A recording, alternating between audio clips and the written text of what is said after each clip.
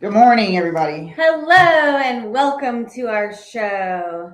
As you come in, let us know where you're tuning in from.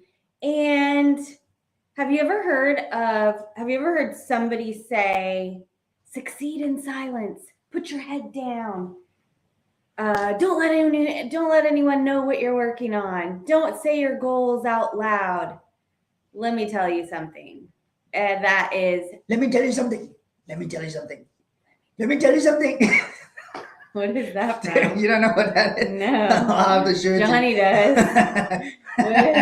It's a sound. It's an original. Let me tell you something. Let me tell you something. But Wait. is it Let from me tell you something. someone? Yeah, it's real. I think it's Who's it originally from from? a movie. I can't remember. Okay, I'll so show it you to give you, my and then once you you give me see it, the you'll know. intro of that. Yeah, just Say it. that's. Let me tell you something. That's how the guy says it. Say it like it. Let me tell you something. Let me tell you something. It's BS, okay? I gotta go look that up now.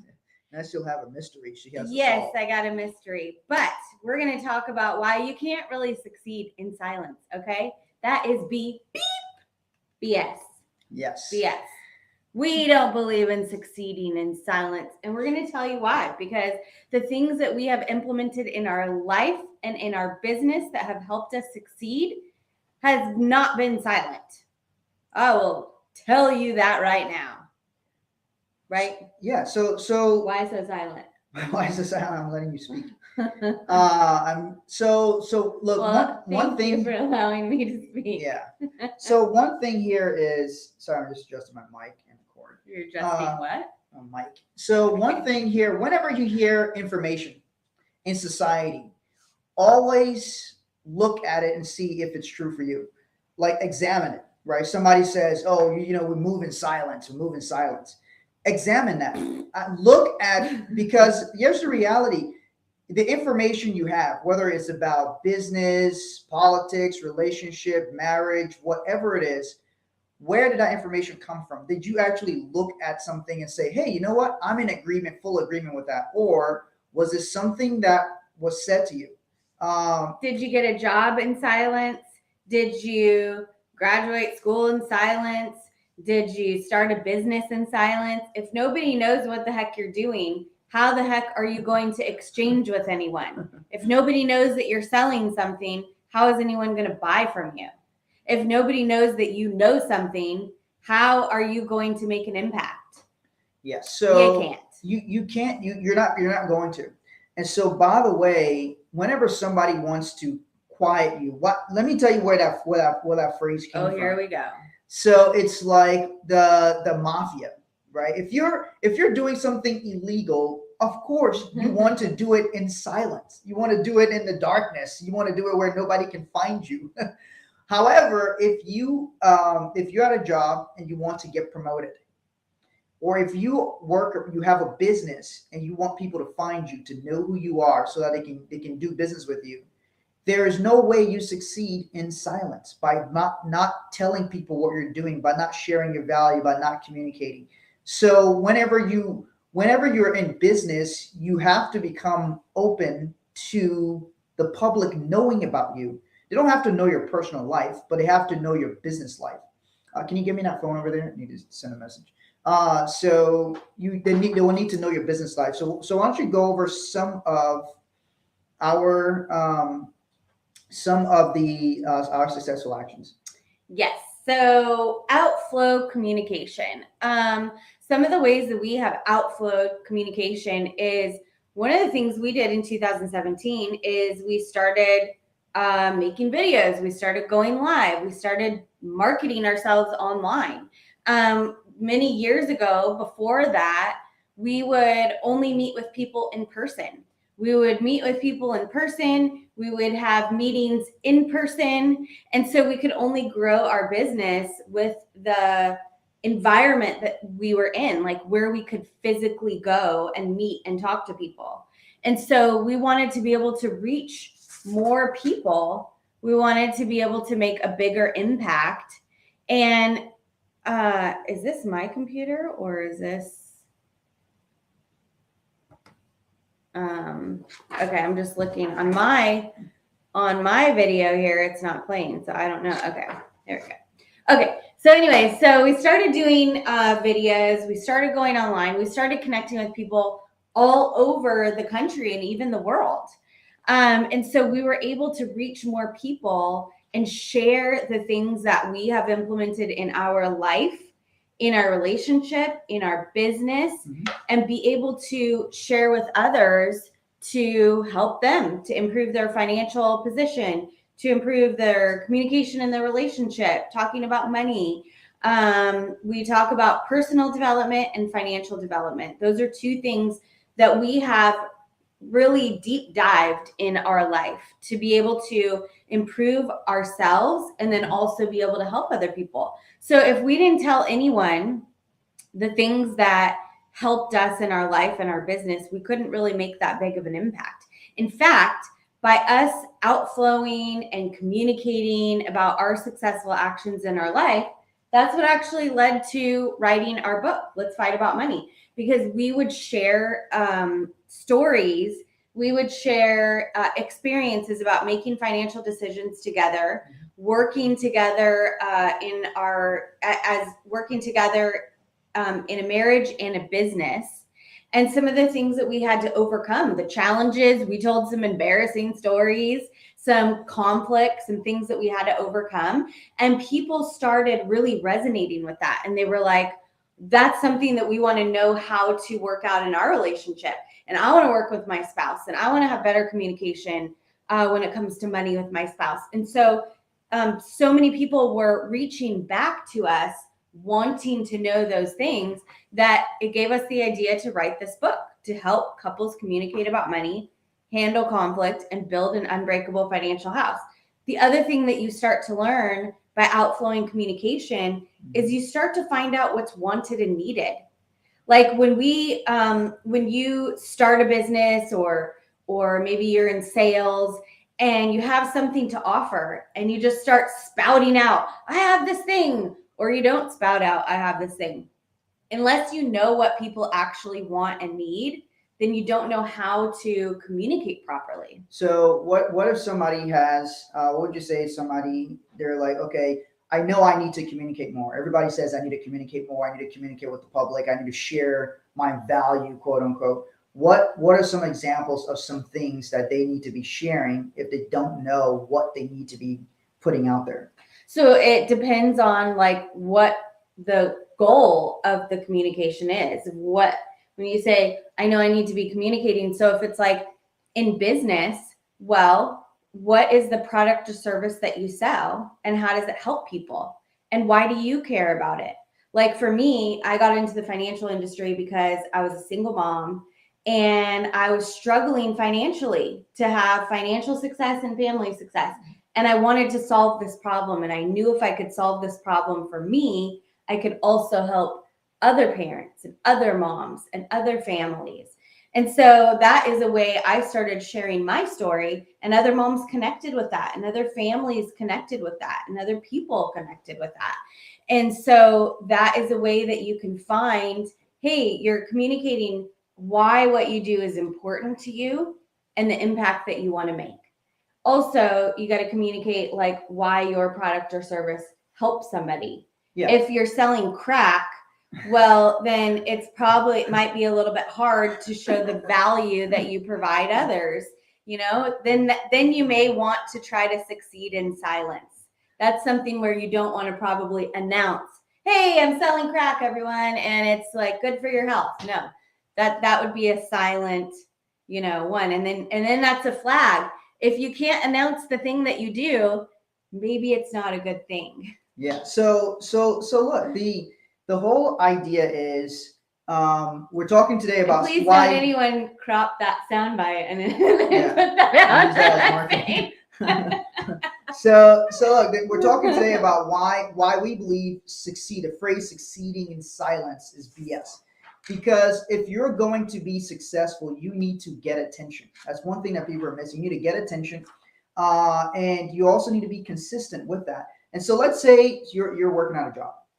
How do you then succeed? Because this one of the biggest things that happen is it's also why in the corporate workplace, a lot of, I hate to say it this way, but a lot of men may get promoted over women. in the corporate world.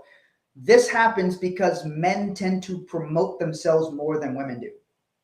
So the guy will talk about this, my accomplishment, blah, blah, blah. You think it's bragging, but guess what? The employer, it's not correct. It should not be that way. Well, actually, before we end, I'll show you how you can actually show with stats, how you can actually keep your own statistics and show your production so that no matter whoever runs their mouth, you can actually show your production. Doesn't matter if you're man, woman, black, white, whatever you are, whatever it is, somebody should not get promoted or get more just because they're good at politicking or they're good at running their mouth.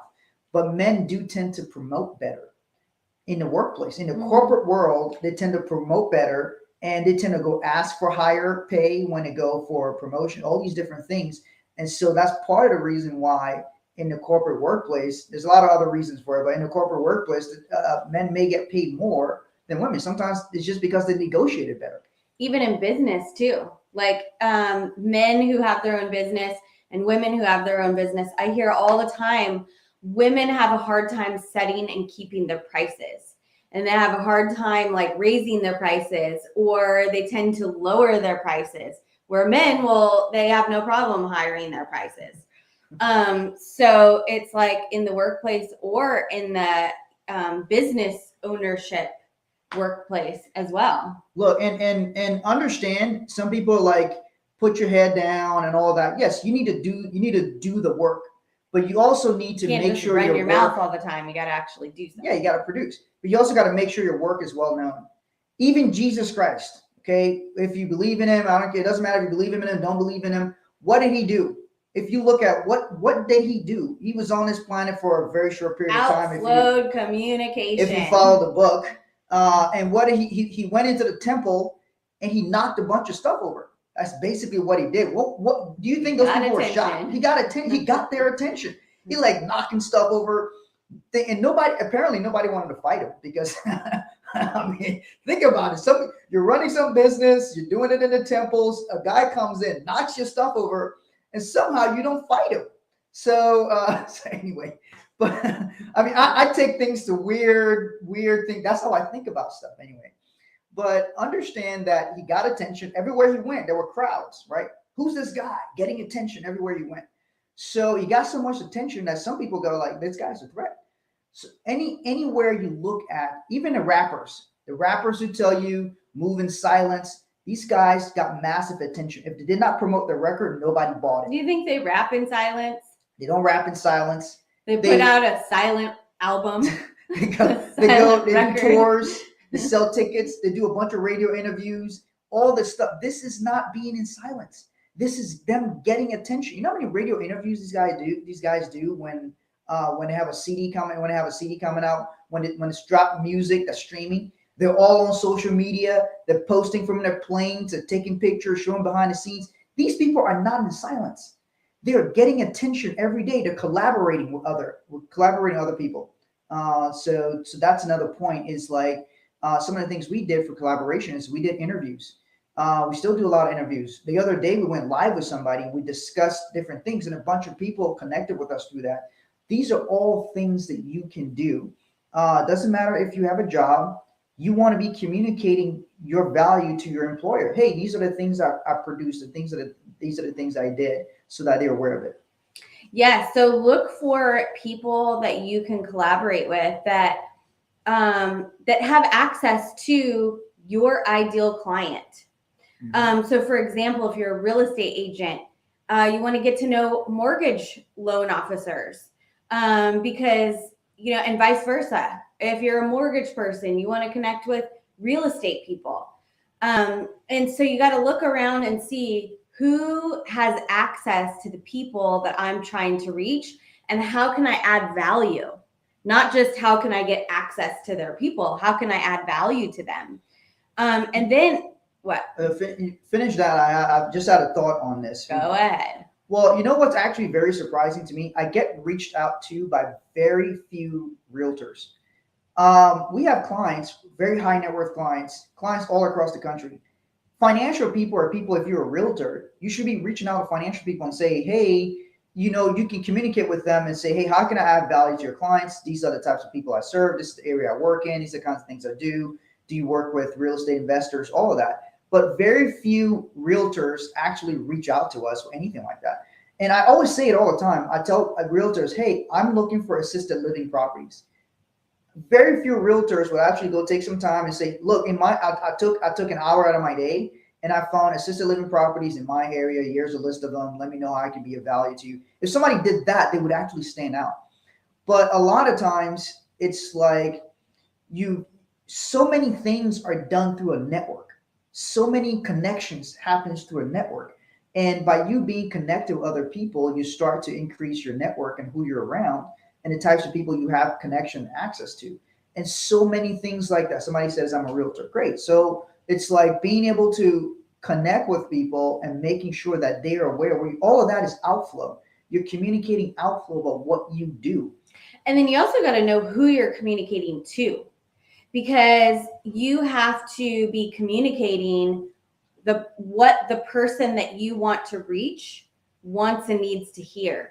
So like if you're trying to reach high net worth clients, then you're probably not going to talk about, I don't know, a bunch of cheap stuff.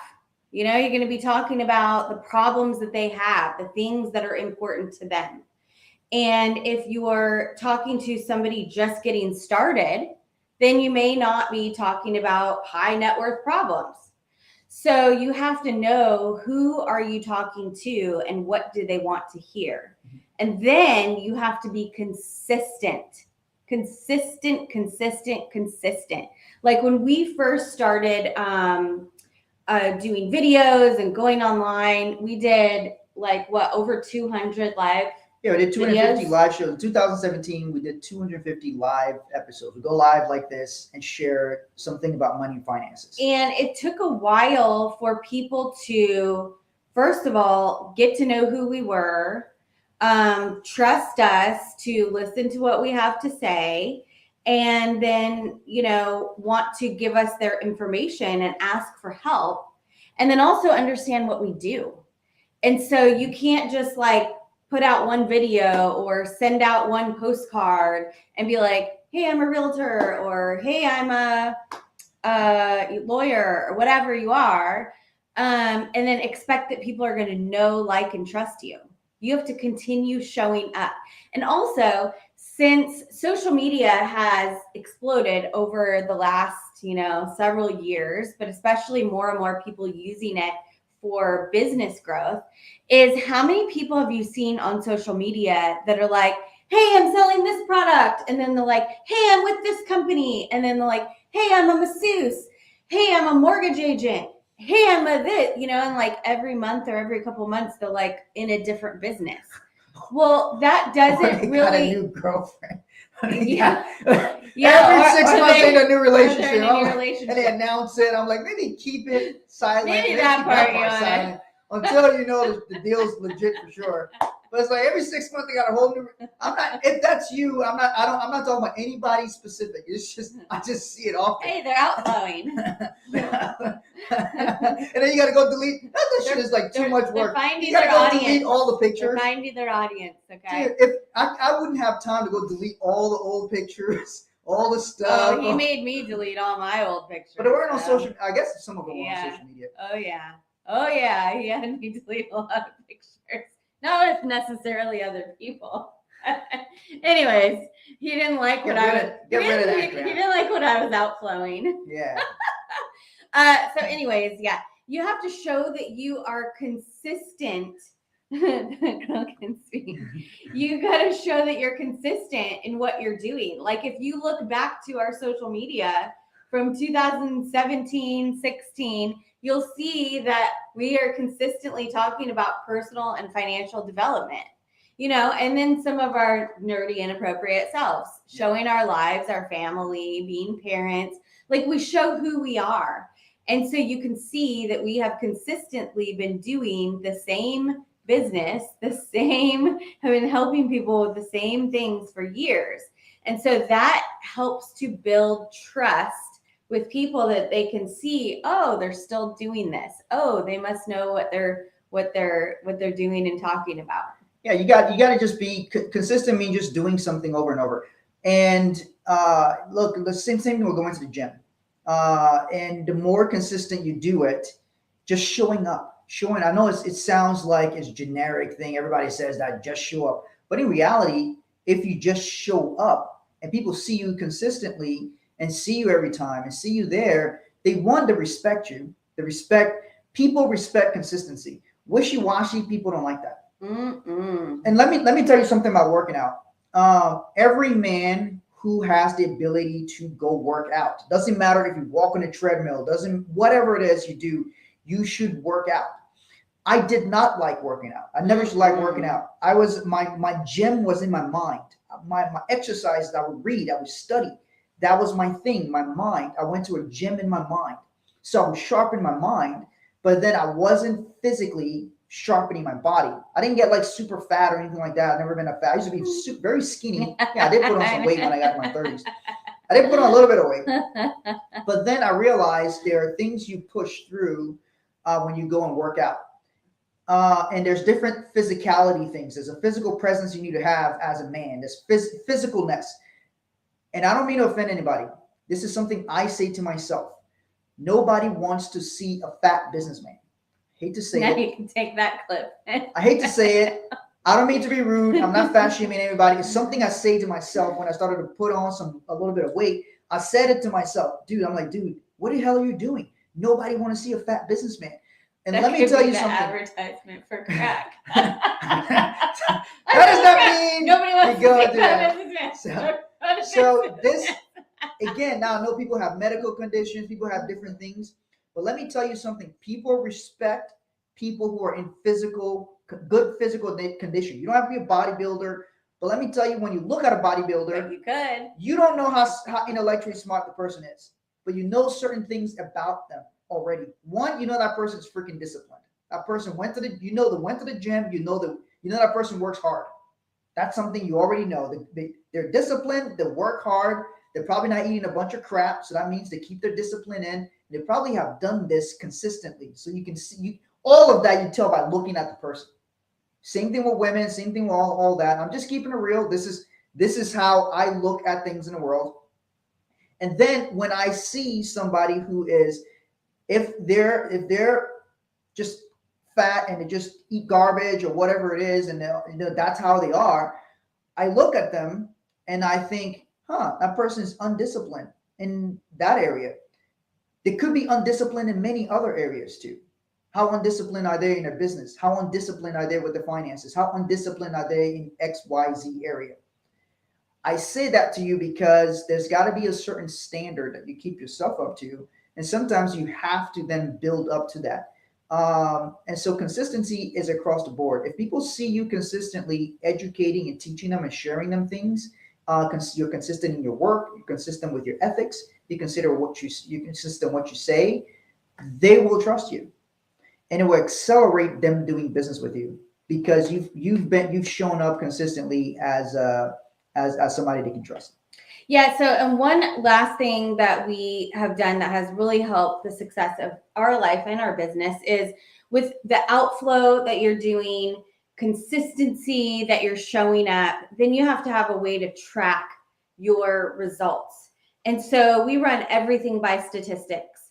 We have graphs and we track all of our activities to know if we're outflowing the right message, if we're using the right actions with consistency. And so we can look at, what were our actions? We compare them week by week.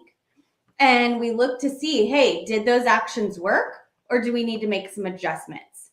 Are you sharing the screen now? Yeah, I'm going back to it. Okay. Yeah, here's a example. Oh. You can keep talking. I'll show. I went to the wrong one. Oh, okay. Yeah, so Martin was going to pull up just an example of this is one of the stats that we keep, total social media reach. So this is on a weekly basis, the number of people that we are reaching. And so over the years, we have been able to get information based on what people say based on how many people reach, for help with us, how many people do business with us, and the things that people say are helping them. And so then we can, tailor our message to the impact that we want to make and the things that people want and need. And this is how we measure it. We look to see, hey, how many people did we reach last week? Did our message resonate with people? Did it not? And for those of you who, let me show you here. This is in millions. So this is the date on the bottom here. So last week, the stats a little bit down. We reached 8.8 million people on social media last week. The week before that was 10.3, almost 10.4 million people reached during that week. So it's various things we do. And what we're looking for is, if our message is resonating with people, this stat will go up because they will share it with other people. If we slow down our promotion, we slow down our outflow, and if you see this big red drop here, that means something was changed. Something was working, and then something was changed. So then we look back and say, what did we do or didn't do, or what did we not do correctly, or what message were we talking about? What was happening that caused that stat to go down? So this went from 11.2 million the week before to 5.1 million people reach on social media. And then it went down to like 848,000, like under a million. So something drastically changed. What happened during that week? We analyze it. And then we're like, okay, so the next week it was up to 901,000. Then it went back up to 5.1 million. Then it went to 6 million, and it's over 10 million. See, you can actually affect things, but if you're not measuring things or tracking things, then you don't have to use all of these tools. Facebook, Instagram, TikTok, all these different platforms will report to you, will show you what your reach is, what people are sharing, what message is resonating with people. Do they like what the hell you're saying? Maybe they don't. And if they don't like what you're saying, then that means that's not the message that's reaching people. So you can actually analyze that, and you can say, oh, wow, when I talk about these things, people seem to really like it. So let's talk more about these aspects because people seem to share it. I don't necessarily care about what I want to talk about.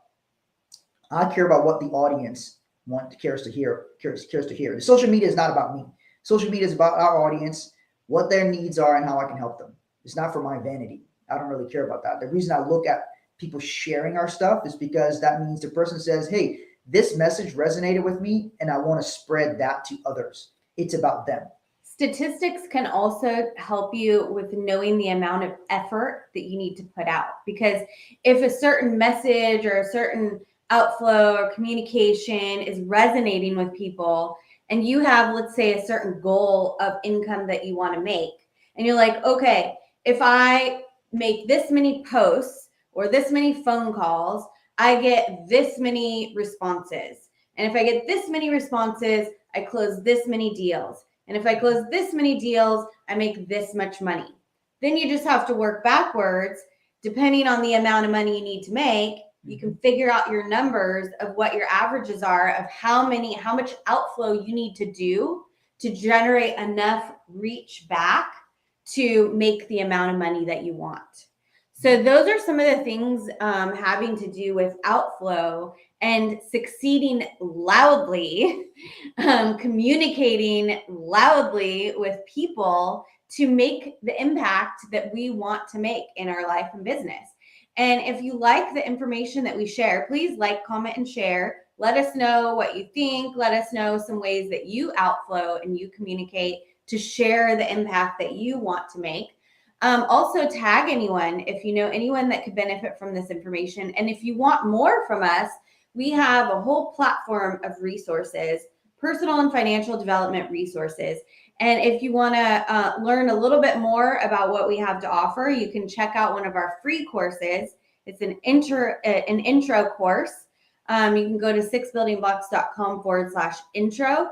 And this will actually show you the 6 building blocks that make up your financial house and what you can do to strengthen each one of them. So that's a way that we outflow, to share some of the information that we teach and to help educate people, about what makes up your financial house, how to strengthen it, and the areas that we can help you. So if there's any areas in those specific building blocks that you want help strengthening, you can reach out to us and then we can help you.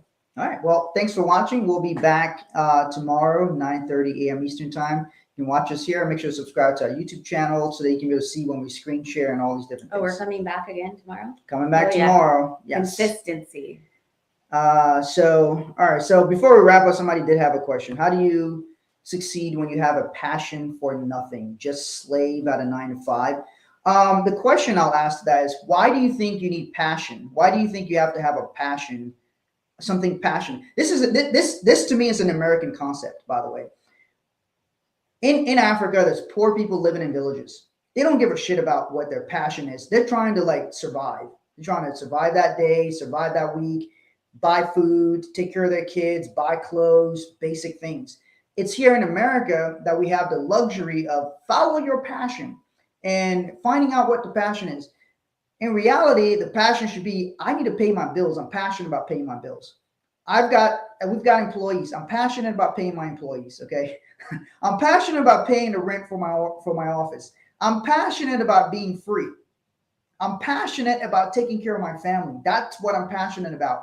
And then whatever I need to do, what skills I need to have, whatever I need to do that the marketplace wants, that is what I go and do. I did not go and study philosophy in college because I didn't think somebody would pay me to be a philosopher. I went to college to study business. I promptly learned that you won't learn about business in college. So my business professor never owned a business. So I left college and I went into the workplace so that I could acquire skills that people wanted. So I went and learned sales and different things like that.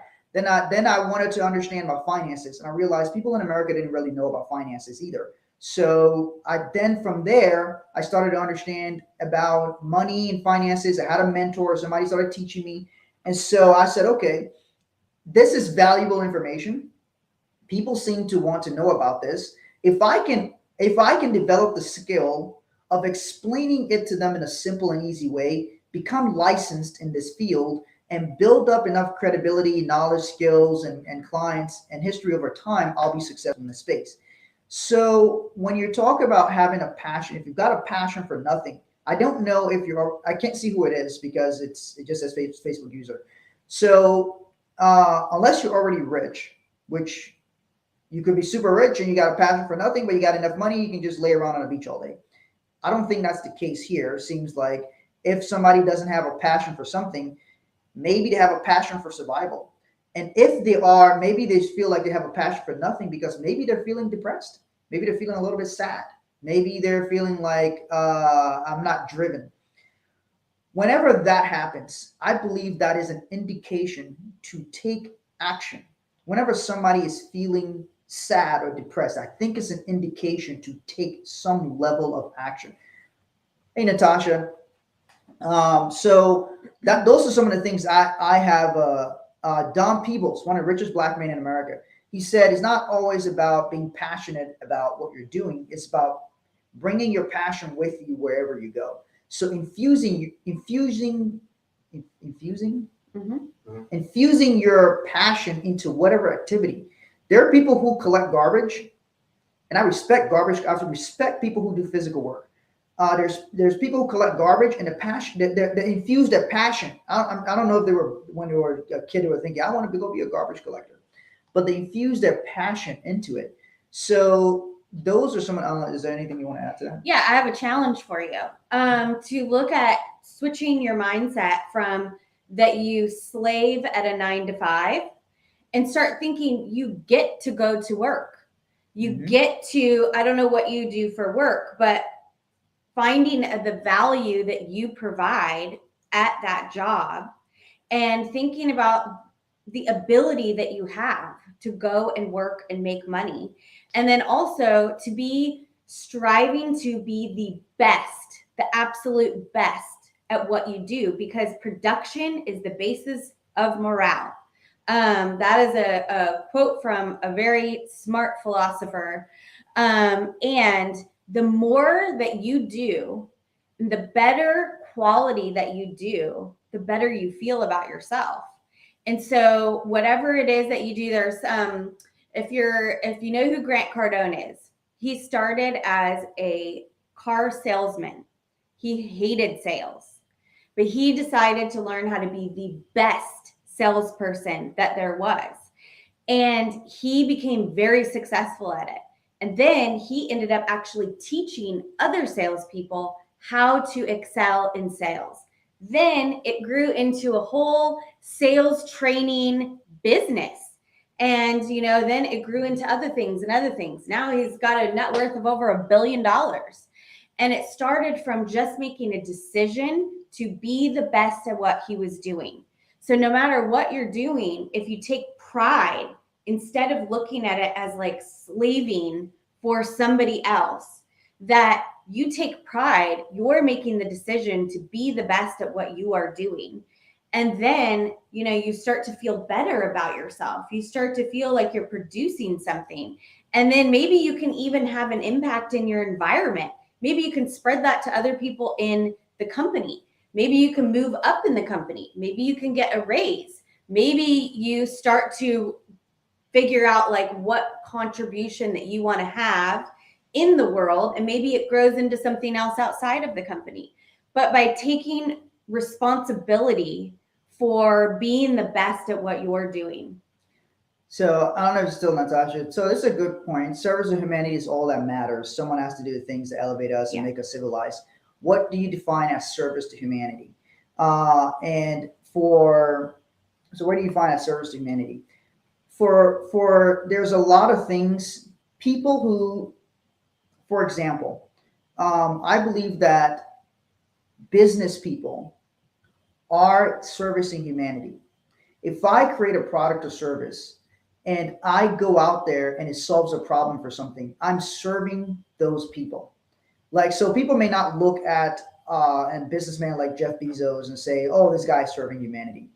However, how has Jeff Bezos creating Amazon made everybody's lives so much easier that they can order things from around the world and so many people can have businesses through Amazon? Does that not serve humanity?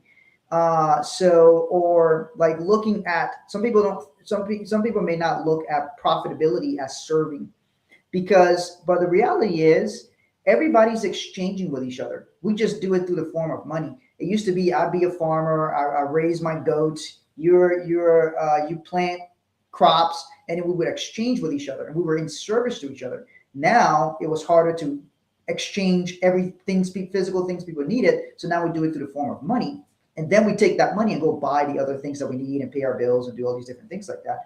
But by getting an exchange and helping people be productive, I think it's a great service to humanity. So whatever it is that you do, if you infuse your passion within that and take some of the things that Chelsea said and go and apply that, like she talked about how to be the best. Here's a perfect example. Okay, look at fast food jobs. Look at the majority of the employees that work at, let's say, like McDonald's.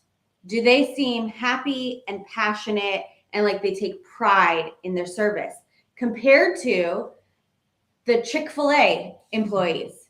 Okay, they take pride in quality of service. They have smiles on their face. They are proud of the product that they produce. They are happy to serve people. And how many people have said their day improved just by being served at Chick-fil-A? My pleasure. Going through the drive-through, also In-N-Out. If you live on the West Coast, oh man, do I miss some In-N-Out. Those people take pride. They're happy. They are happy to serve. They provide a quality service too. Their food is actually a better quality.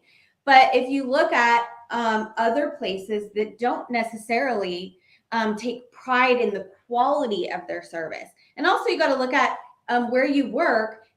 What is the value that you provide? If you're providing a crappy service that hurts people, maybe you're in the wrong job, like or selling wrong meth, business. Okay. Yeah. If you're selling meth, you might want to look at other options. Okay. And then you're going to also have to succeed in silence because you don't want a DA coming after you. No. So you want to look for where can you succeed loudly? Where can you be proud to announce what you do? And it doesn't have to be something, just like Martin said, with somebody, a garbage man or woman, they're putting order into the environment. They're taking like filth and trash away from your home to keep your environment nice. Like that's a very important thing. And there are people who I don't want to say garbage people, but garbage men and women, you know, that some of them you look at them and they look miserable, and some of them you look at them, they're outflowing, they say hi. Look at how many sometimes kids love to go and see the garbage man or garbage woman. I haven't really seen a lot of women who I don't want to say garbage women, you know? But you know what I mean. So it doesn't matter the actual job you're doing, as long as it's legal, ethical, and you're helping people, and not hurting people, then you can take pride in it. And the better that you do in that job, the better you're going to feel. And the more impact that you're going to spread positivity in that environment. Yeah, absolutely. Well, good questions, good discussion. Thanks for watching. We'll be back tomorrow. We'll see you guys next time. And if you like our content, share it. And we look forward to your comments and questions. And we'll see you guys tomorrow. Be loud.